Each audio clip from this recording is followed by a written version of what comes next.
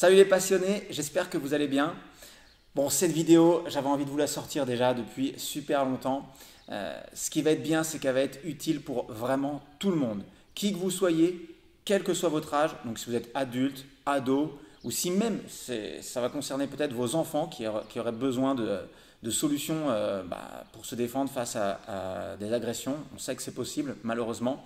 Eh bien, les deux objets que je vous ai choisis, vous allez voir qu'ils vont être super efficaces. Moi, je pense que c'est le meilleur combo en termes d'objets de self-défense pour tout le monde, tout simplement. J'espère en tout cas que j'ai piqué votre curiosité. On en parle juste après l'intro. C'est parti!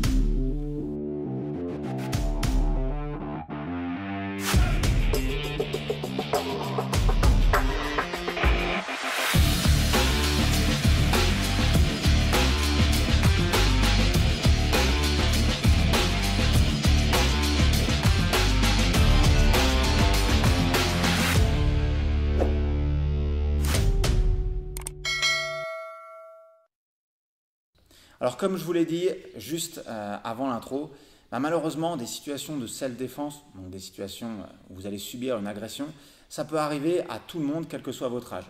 Donc on imagine facilement ce qui peut arriver pour un adulte, mais pour un ado, je ne sais pas si vous sortez en boîte de nuit à un concert, que vous rentrez tard le soir ou tout simplement que vous faites des trajets dans des endroits qui sont pas très sécurisés, que ce soit urbain, donc en ville, ou même si vous faites, je sais pas, si vous allez courir en forêt, qu'il n'y a pas beaucoup de monde et que c'est pas forcément bien fréquenté, vous pouvez avoir besoin de vous défendre. Et pareil pour les enfants, il y a pas mal d'enfants qui rentrent de l'école seuls, ou alors juste avec d'autres copains, et qui ont des trajets à faire où il n'y a pas d'adulte avec eux, et en fait tout le monde peut avoir besoin de se sortir de situations compliquées, de sortir d'agressions. Et c'est pour ça que je voulais faire cette vidéo avec des objets qui puissent parler à tout le monde, utilisés par tout le monde.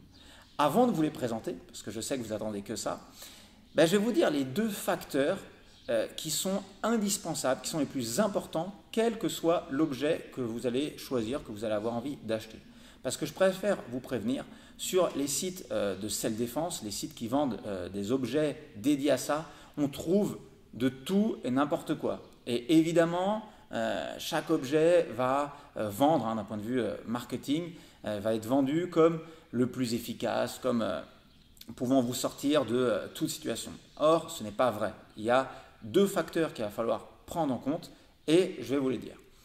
Le premier facteur, ça paraît tout simple, mais il faut que vous puissiez transporter votre objet sur vous tout le temps, en toute situation. Donc, vous pouvez avoir par exemple une arbalète, c'est super puissant, super efficace, mais vous n'allez pas vous balader avec un katana, un grand bâton. Vous avez quand même peu de chances de l'avoir avec vous tout le temps. Pareil pour tout ce qui va être armes. Un taser, une bombe lacrymogène, une bombe au poivre, vous n'avez pas le droit d'aller en boîte de nuit avec, vous n'avez pas le droit d'aller à un concert, à un événement sportif avec. Donc vous ne pourrez pas les prendre avec vous. Pareil pour les couteaux, il y a énormément d'endroits où vous n'avez pas le droit de rentrer avec et où vous êtes fouillé. Or, tous ces événements, malheureusement, c'est des endroits où, à la sortie, il y a souvent des problèmes. Sortie d'un match de foot, on l'a encore vu récemment, sortie de discothèque, vous pouvez avoir des problèmes. Et si vous n'avez pas le droit de les avoir avec vous, vous ne les aurez pas au moment où vous en avez le plus besoin. Donc tout ce qui n'est pas légal, tout ce qui va être un peu considéré comme une arme, pour moi, ce n'est pas optimal. Je ne dis pas que ce n'est pas efficace si vous vous en servez. Je dis que ce n'est pas optimal parce que vous risquez de ne pas l'avoir sur vous quand vous en aurez besoin. Ça, c'est le premier point. Le deuxième point, c'est qu'il doit être très facilement transportable sans vous gêner. Si votre objet de self-défense, il fait 1 kilo, vous ne l'aurez pas avec vous. Parce que tous les jours, vous l'aurez avec vous peut-être la semaine où vous l'avez acheté, parce que ça vous fait plaisir. Mais sur le long terme, vous ne le prendrez plus, parce que ça ne va pas être confortable à utiliser. Concrètement, il faut que ça tienne dans votre poche.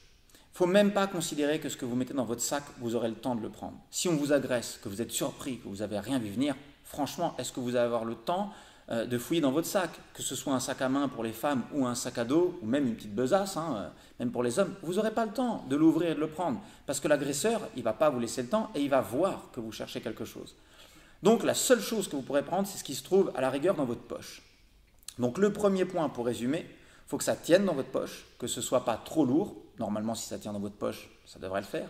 Et que ce soit légal, donc pas une arme, pour que vous puissiez l'avoir avec vous 100% du temps, sans contrainte. Ça, c'est le premier facteur. Deuxième facteur, je dirais, qui est au moins aussi important, voire plus, il faut que vous puissiez l'utiliser sans aucune compétence technique, aucune compétence physique et aucune compétence psychologique. Alors, aucune compétence technique, c'est facile à comprendre. Je vous mettrai les images. Il y a tout un tas d'armes, d'objets qui ne sont pas forcément considérés comme des armes, mais des objets de self-défense, comme des petits bâtons, des pointes, des pics. Il faut de la technique pour les utiliser. Et avec le stress, avec l'adrénaline, vous n'aurez pas forcément la lucidité pour appliquer les techniques que vous avez apprises. Et peut-être que vous ne pratiquez pas d'arts martiaux ou de sport de combat et que vous ne connaissez pas de technique. Et du coup, cet objet ne vous servira concrètement à rien. Pas de compétences physiques. Donc les compétences physiques, tout simplement, tous les impact tools, les points américains. Alors les impact tools sont des petits objets qui se glissent souvent entre deux doigts pour frapper avec. Mais ça nécessite que vous soyez capable de donner des coups de poing. Et donc, ça nécessite en gros que vous sachiez déjà vous battre. Si vous savez vous battre, ce qui va être déterminant dans l'agression, ça va être vos capacités de combat. Ça ne va pas être le fait que vous ayez un impact tool ou pas. Peut-être que ça fera la différence, une petite différence, mais ça ne va pas être fondamental.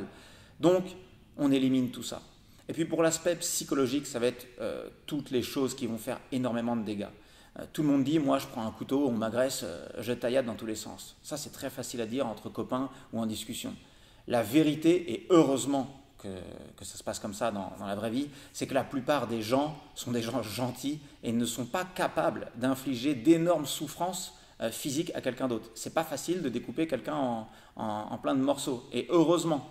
Donc votre couteau, vous êtes face à un agresseur, vous ne le connaissez pas, vous n'étiez pas dans une situation d'agressivité et d'adrénaline. L'autre en face, il savait qu'il allait vous agresser, il est déterminé. Lui, il serait capable de vous couper avec, de vous planter, mais vous n'allez pas forcément être capable de le faire. Donc, il faut que l'objet en question ne vous demande aucune compétence, quelle qu'elle soit. Voilà les deux facteurs. Maintenant, je vais vous les présenter, mais retenez que ça doit tenir dans votre poche, que ça doit être légal et que ça doit vous demander aucune compétence. Vous y avez accès tout de suite, tout le temps, vous le prenez, vous l'utilisez, ça marche. Point final. Et là, vous avez vraiment, si ça correspond à ces critères-là, un objet de self-défense très efficace. Alors pour vous présenter les deux objets, j'ai Adrien, que vous connaissez super bien maintenant sur la chaîne, qui présente la plupart de toutes les vidéos avec la technique du vendredi notamment, qui est un expert dans la self-défense et dans les arts martiaux, mais depuis, j'ai envie de dire, toute sa vie, en tout cas depuis au moins une vingtaine d'années, on contredira si c'est encore plus, qui va découvrir les objets en même temps que vous, puisque je ne lui ai pas encore montré, donc je ne sais pas du tout quelle va être sa réaction, vous la verrez en direct, et je vais lui présenter en même temps que je vous les présente, comme ça va être marrant de voir ce qu'il en pense et de voir son avis au final sur la question. C'est parti, je vais chercher une chaise et on l'accueille. Bon, alors je suppose que tu es impatient de voir de quoi il s'agit. Eh oui, parce que les objets de self-défense, c'est vrai que généralement, il faut être des experts presque du couteau papillon, du nunchaku. Puis c'est des armes toujours. Et c'est des armes. Ouais. Et en plus, comme tu l'as dit, il faut aller un peu au charbon pour essayer de contrer l'autre et de le frapper ou je sais pas quoi pour le maîtriser. Donc c'est vrai que c'est globalement compliqué. Surtout qu'avec l'adrénaline et le stress, les compétences sont en général revues à la baisse. Alors, on va pas les faire patienter plus longtemps. Regarde pas en bas, je les ai cachés là, tu vois pas. On va commencer par le moins glamour des deux, entre guillemets. Mais vous allez voir, qui associé à l'autre va être super. Alors, c'est parti, je te le montre. J'en prends deux. Alors, j'en prends qu'un. Ils étaient livrés en pack de 2. Voilà le deuxième objet. Déjà, à ton avis, qu'est-ce que ça peut être? Alors, ça ressemble un peu à une clé de voiture déjà. Ouais, mais il y a un porte-clés. Il y a un porte-clés, donc c'est très léger. Hein. C'est du plastique avec quelque chose qu'on peut tenir à la main ou mettre à la ceinture sur ses clés de voiture ou de maison. Donc, il y a un petit bouton là. Hop. À ton avis, avant d'appuyer dessus, peut-être tu vas te prendre une décharge électrique, fais attention. Ouais, donc faut peut-être pas que je touche le métal. En tout cas, ça ne paraît rien. Donc c'est vrai que dans un sac, ou plutôt dans la poche ou côté des clés, on ne dirait pas que c'est un objet de self-défense. Ça, c'est le premier point. Alors, je te rassure, comme je l'ai dit tout à l'heure, c'est pas un taser, il n'y a pas d'électricité. Le petit bouton, c'est juste une petite LED pour éclairer le trou de serrure, c'est pas du tout la spéciale défense du produit. Mais ça avec déjà quand même pas mal. Hein. Je pense que Ouais, je bon, le mets un peu dans l'œil. ça éclaire un peu. Mais c'est pas, en tout cas, ça c'est du bonus. Mais voilà, ça peut être très pratique. C'est une alarme sirène qui va produire 140 décibels. Je vais évidemment vous la montrer, mais vous n'allez pas pouvoir entendre les 140 décibels puisque votre téléphone, l'ordinateur sur lequel vous allez écouter ne sera pas capable tout simplement de le reproduire. Tu vas voir, moi je l'ai testé, c'est ultra fort. Avant de le tester, donc comment ça marche, hein, il suffit juste de tirer cette lanière-là. Il faut évidemment avoir attaché soit ici, soit par le passant de ceinture, passant de sangle, de sac à dos, ici, le petit boîtier, pour pas que l'agresseur puisse le prendre et le jeter. Et ça va faire 140 décibels, ce qui va alerter évidemment tout le monde autour de soi. Attention, pas de méprise, c'est pas fait pour faire mal, entre guillemets, aux oreilles de l'agresseur et donc de le faire fuir parce qu'il va subir un inconfort. Tu vas voir que c'est pas confortable, mais pas douloureux non plus. Par contre, ce qui est clair, c'est que ça attire l'attention de tout le monde. Je teste, on continue? Allez, teste-le toi-même, tiens. Donc pour ceux qui ont des casques, veuillez retirer au moins un écouteur, sinon... Et ceux qui n'ont pas de casque, baissez le volume parce que sinon tout le monde va entendre autour de vous. C'est parti. Ah, par contre, ça va peut-être saturer, je sais rien. Je dégoupille.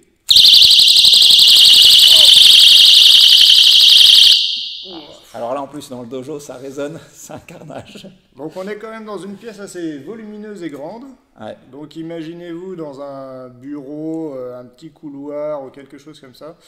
Ça doit résonner en plus, d'autant plus. Alors sur la notice, ils disent qu'on peut l'entendre efficacement jusqu'à 100 mètres. On va tester après dehors, on va vous montrer, on va le déclencher et le deuxième va avancer pour voir jusqu'où on l'entend efficacement. En tout cas, sur une portée de 10-15 mètres, là il n'y a pas de débat, on l'entend très efficacement. Donc un adulte peut le prendre, mais même un enfant. Donc celui qui a peur, les jeunes filles qui malheureusement c'est un peu d'actualité, qui peuvent se faire agresser même sexuellement, voilà, ça dissuade tout de suite, hein. Ça va attirer l'attention et même s'il n'y a pas grand monde autour, l'agresseur qui était dans l'agression supérieure, qui avait un petit peu la domination de ce qui se passait, là il va se passer quelque chose qu'il n'avait pas prévu, qui ne pourra pas contrôler, qui va être très fort tout de suite et peut-être que ça va suffire à le faire partir.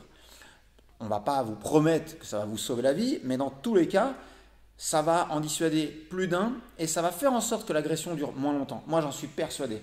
Avec un truc comme ça qui sonne, les mecs, ils ne s'acharnent pas pendant 10 minutes.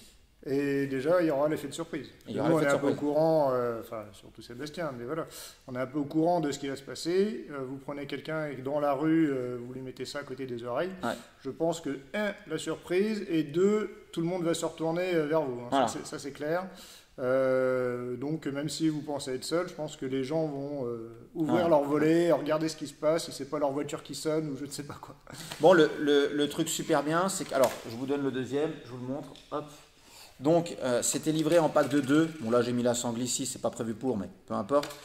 C'était livré en pack de 2. Le modèle que j'ai choisi, c'était 12 € les deux. Alors, évidemment, hein, la vidéo, elle n'est pas du tout sponsorisée, affiliée ou quoi que ce soit. C'est juste pour l'objet, pas ce modèle. Vous prenez celui que vous voulez. Moi, celui que j'ai choisi, c'est 6 € pièce. Maintenant, il existe des versions beaucoup plus professionnelles de la même chose. Donc, ça sera à peu près la même taille. Par contre, plus résistant, plus efficace, voilà, tout sera mieux. Mais les prix montent sur une moyenne de 30, entre 25, 30 et 40 €. Voilà, je n'ai pas non plus cherché pendant des mois pour voir des modèles encore plus chers, mais en tout cas, sachez-le, vous pouvez trouver vraiment pour rien du tout des petits boîtiers comme ça. Et si vous voulez vous faire plaisir, vous pouvez trouver pour une trentaine d'euros quelque chose d'encore plus... C'est pas cher, franchement. Non, c'est carrément pas cher. Après, le seul point, c'est en effet la pile. On n'a pas forcément de recul pour savoir combien de temps ça va durer en son, bien que vous avez vu... Ça se démonte, hein. Je l'ai quand même vite regoupillé. Hein. On ne laisse pas 3/4 d'heure comme ça sonner. Je ne sais pas si on va voir sur la caméra, mais il y a des vis. Bon, je ne l'ai pas du tout démonté. Mais peut-être que c'est une pile ronde qu'on peut démonter. Peut-être, j'en sais rien. En tout cas, ce qui est sûr, c'est que sur les modèles plus haut de gamme, l'appareil est rechargeable en USB. Donc voilà, parfait. c'est Pour l'avoir parfait. toujours chargé et en position de déclenchement. Si vous courez, si vous vous sentez pas à l'aise, 6 euros. Si votre enfant, vous sentez qu'il a peut-être des gens qui le harcèlent, que ce soit d'autres gamins, hein, c'est très fréquent, ou qui passent sur des endroits qui vous font peur, voilà, pour 6 euros, au pire il ne l'utilisera jamais, au pire il le cassera ou il l'utilisera pour rien, c'est 6 euros, ça peut peut-être sauver la vie. Je pense que c'est tip top. On passe Et au ouais. mieux, ça peut vous éclairer le Ouais. trou de la serrure Voilà. si il fait noir et que vous n'avez pas de lumière. Et petit effet qui se coule sympa aussi, qui n'est pas self-défense mais sécurité de la personne, on va dire.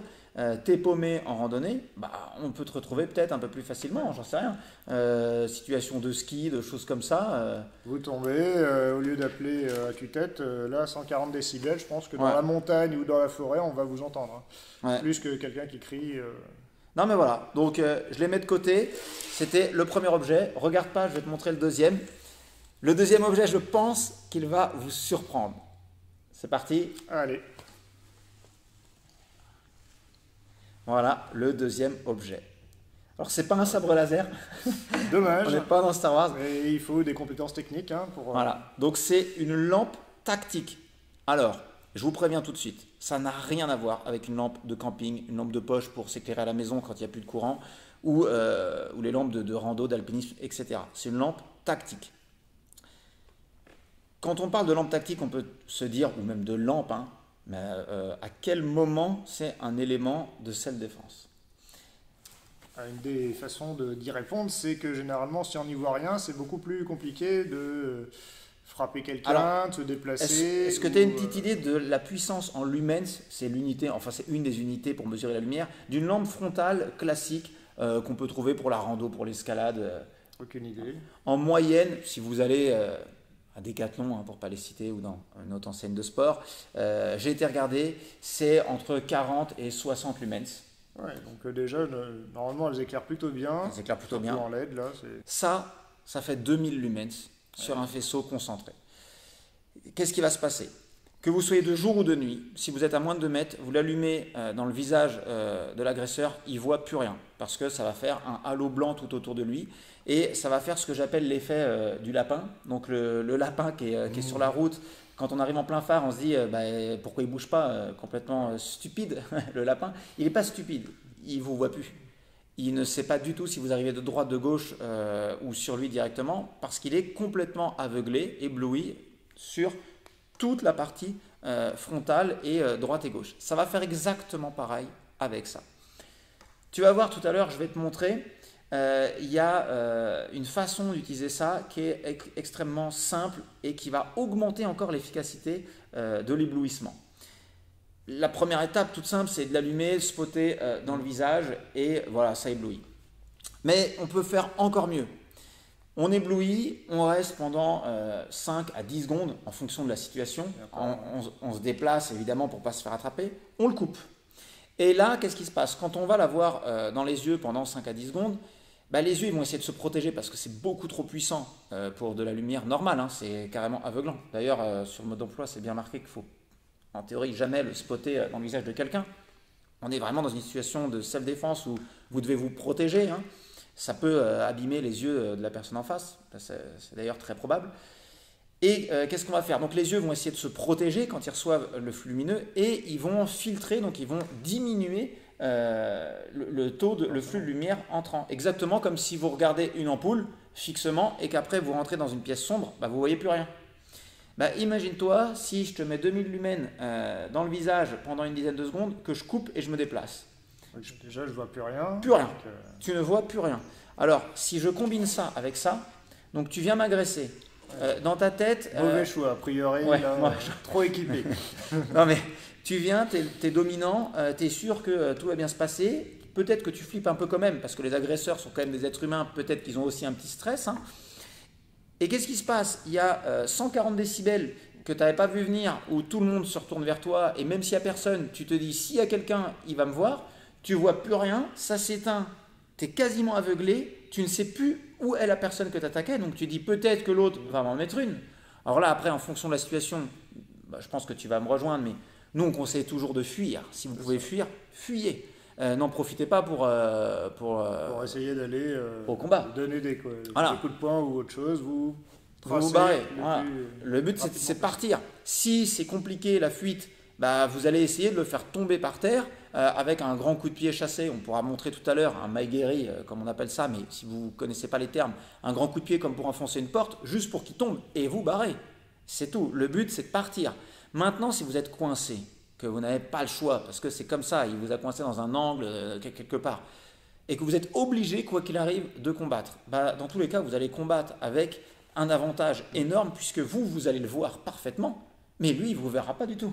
Oui. Et donc psychologiquement, vous avez l'avantage, tactiquement, vous avez l'avantage, et en plus de ça, comme c'est une lampe tactique, elle est légèrement crantée devant, c'est fait pour péter une vitre de voiture.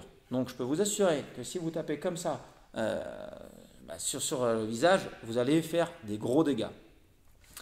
Je voudrais quand même mettre une petite, pas un bémol, mais en tout cas un conseil par rapport au choix de votre lampe tactique si vous en achetez une. Il y a des modèles qui sont très agressifs dans le design, avec des picots qui sont vraiment des pointes, avec même des matériaux spécifiques pour être très très très pénétrants.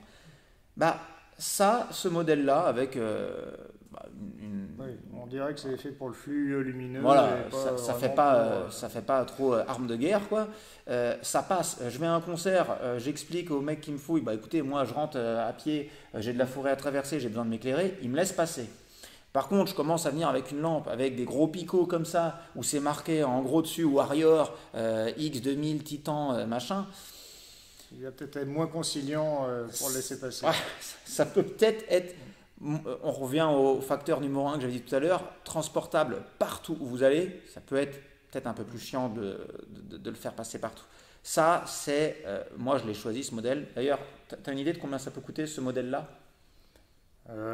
Déjà, si c'est tactique, la puissance et tout ça, peut-être 100 euros. Alors 100 euros, c'est le prix moyen des modèles des grandes marques. Je vous les marquerai dans la description. Merci. En commentaire. Voilà. Celle-ci, je l'ai achetée 42 euros. C'est la marque Sofirn, modèle SP35. Encore une fois, la marque ne sait même pas qu'on fait la vidéo. Moi, ça m'est complètement égal le modèle. Si vous en achetez un, que vous achetez la marque, on ne touchera rien là-dessus. Mais par contre, voilà, 42 euros, c'était pas cher. Elle avait tout ce que je voulais. 2000 lumens, c'est parfait. On considère qu'une lampe est tactique à partir de 600 lumens.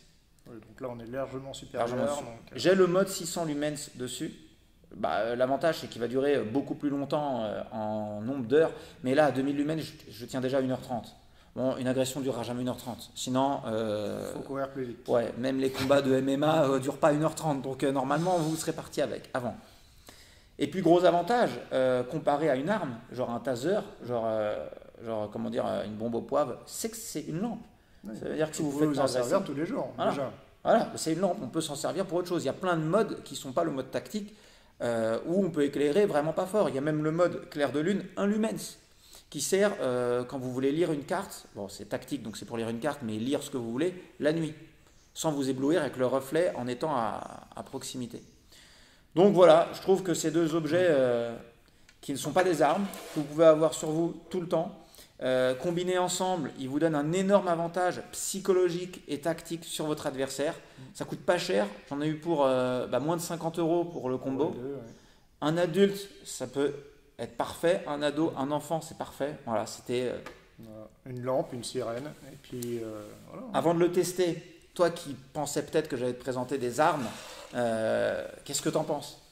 Non, c'est plutôt déjà des objets un peu anodins de la vie quotidienne.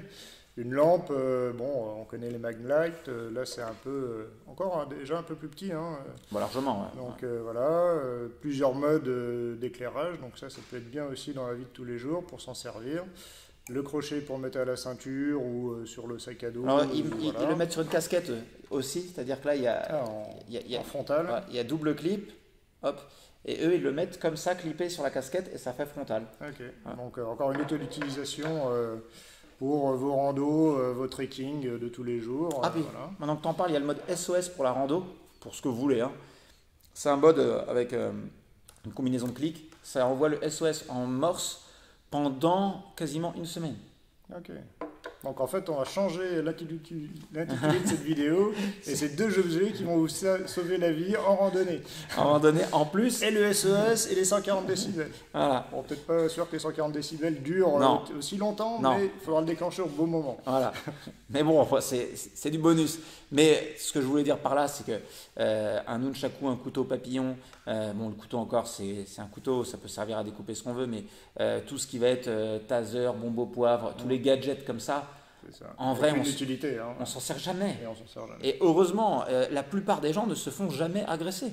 En tout cas, moi, la plupart des gens que je côtoie, que je connais, ne se sont quasiment soit jamais fait agresser, soit une seule fois quand ils étaient jeunes. Et sachant que et l'un et l'autre, ça sera généralement la position, avant l'agression réelle.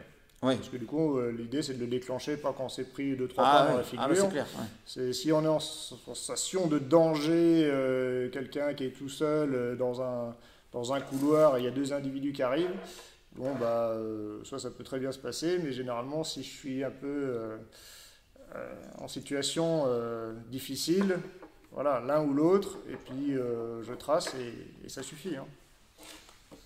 Bah en tout cas, voilà, moi c'était mon combo. On passe au test. Donc on va attendre, on va le tester 2 jours, mais on va attendre aussi qu'il fasse nuit pour vous la montrer dehors, parce qu'évidemment dehors vous allez vous rendre compte de la puissance du flux lumineux.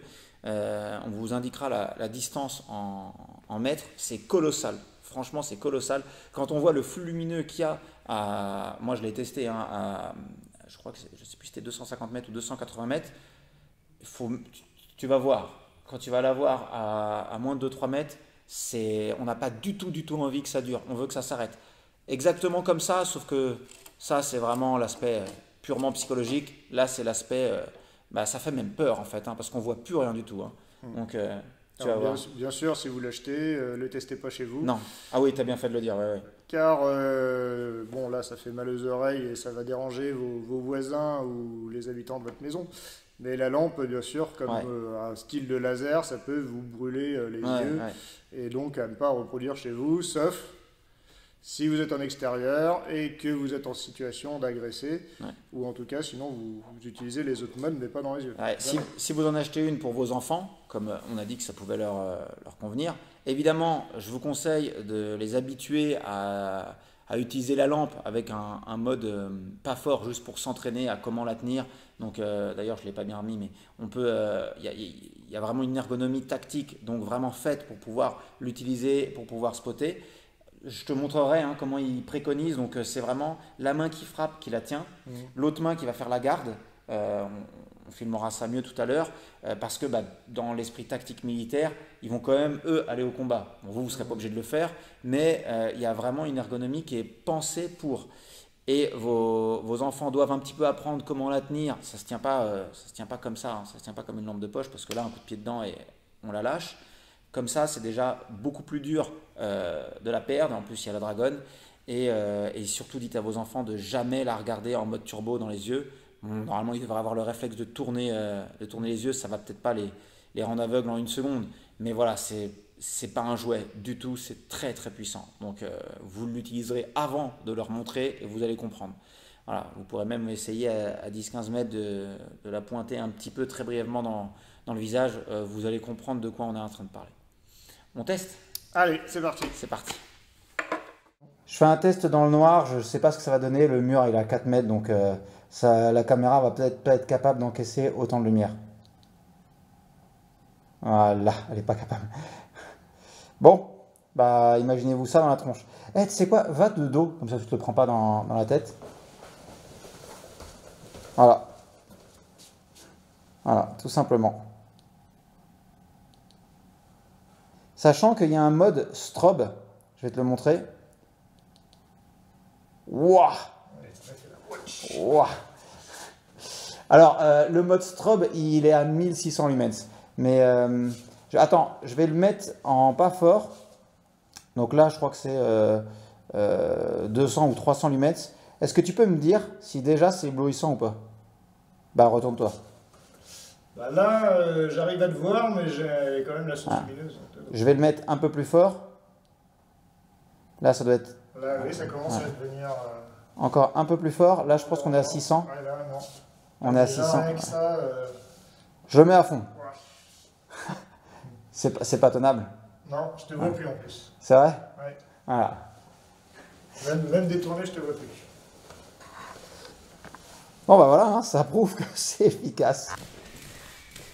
Alors juste pour vous montrer la technique, bon moi j'ai mis la dragonne, évidemment dans une situation de self-défense vous n'aurez peut-être pas le temps de mettre la dragonne. C'est pas grave, si vous pouvez dans la poche vous arrivez tant mieux, sinon tant pis. Faut savoir que la plupart des modèles ont un bouton tactique ici, un gros bouton. Bon c'est les modèles qui coûtent 80, 90, 100 euros. Si vous avez les moyens, prenez-le parce que l'avantage c'est que vous allez rester toujours comme ça et vous pourrez allumer, vous déplacer, éteindre. Ça va être vachement bien.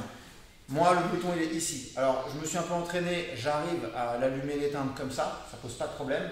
Maintenant, c'est vrai que dans une situation de stress, d'adrénaline, de transpiration, de tout, bah, peut-être qu'on va moins jouer à l'allumer, l'éteindre, qu'on va le faire un petit peu moins.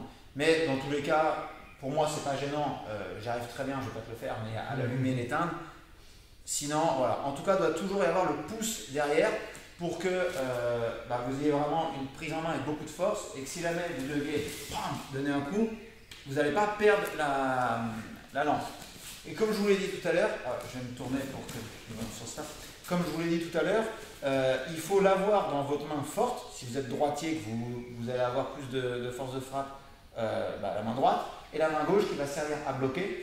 Et le but, ça va être de déblouir. Donc normalement, il ne va pas soutenir le regard de la lampe, il va tourner, ce qui va vous permettre de frapper, ce qui va vous permettre de vous déplacer. Et le but, ça va être vraiment de se déplacer tout le temps.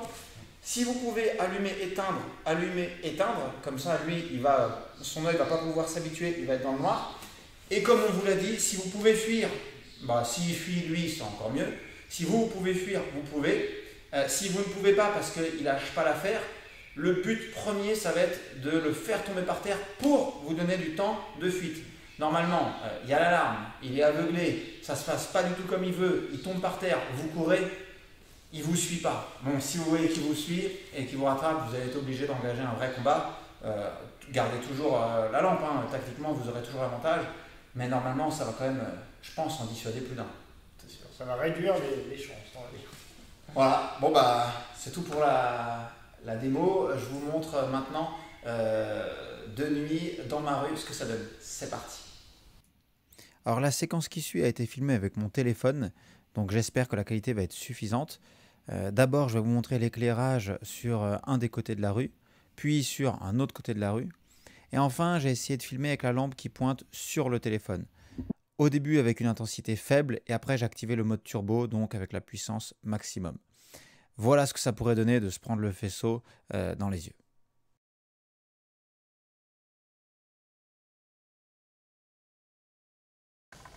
Voilà. Donc on est en train de faire une petite vidéo, tu t'en doutes. Hugo vient d'arriver, vient d'y passer, donc tu vas y passer aussi. On filme un dispositif, je fais exprès de ne pas te dire ce que c'est, et donc quand je vais te dire de te retourner, tu pourras te retourner, il va se passer quelque chose et tu pourras réagir comme tu veux. Donc tu seras libre de faire ce que tu veux. T'es pas figé sur place, c'est ça que je veux te dire. Okay. Au contraire, tu as le droit de bouger. Tu as le droit de bouger, tu as le droit de faire ce que tu veux, t'es pas esclave. Est-ce que tu es prêt? Vas-y. Quand tu veux.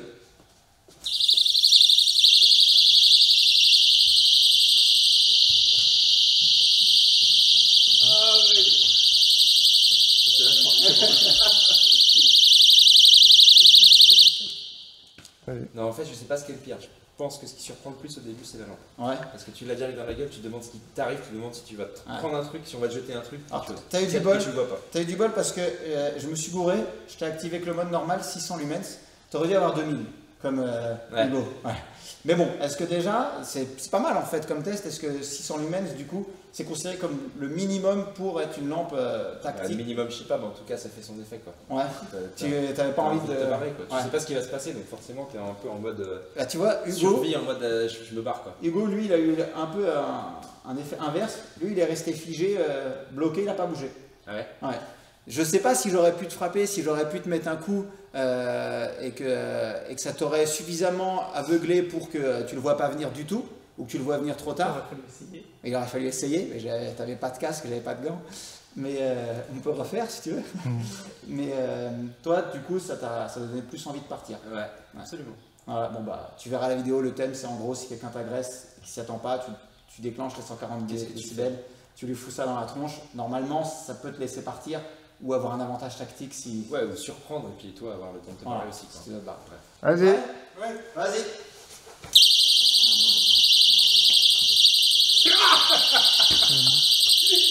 Vas-y, viens. Essaye de m'attaquer. Essaye. Putain, t'es chiant.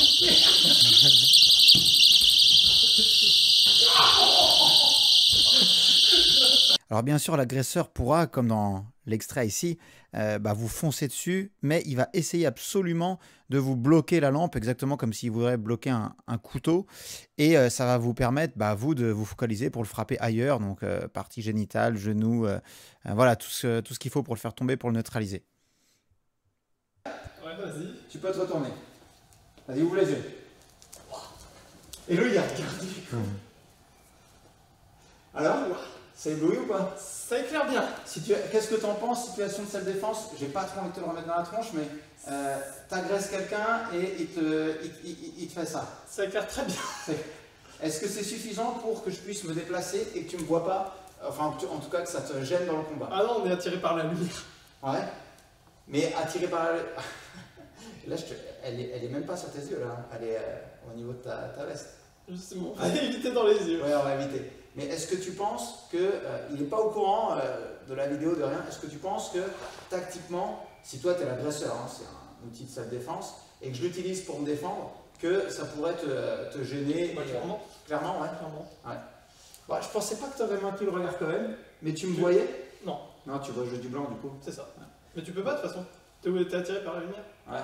Oui, parce que tu sais qu'il y a peut-être un danger aussi qui va t'arriver de ce côté-là. Donc, on va vers la lumière. Ouais, tu vas faire le lien. Bon, tu seras sur YouTube. Parfait. Voilà. Et voilà les amis, c'est sur ces bonnes paroles que je vous laisse, attiré par la lumière, comme dit notre ami Hugo. On se retrouve vendredi prochain, comme tous les vendredis, pour une prochaine vidéo, soit training, soit technique du vendredi, c'est-à-dire self-défense, taijitsu, small circle jujitsu, bref, tout ce qu'on aime, ou alors des vidéos comme aujourd'hui, un petit peu qui sortent de l'ordinaire, où on va parler d'objets.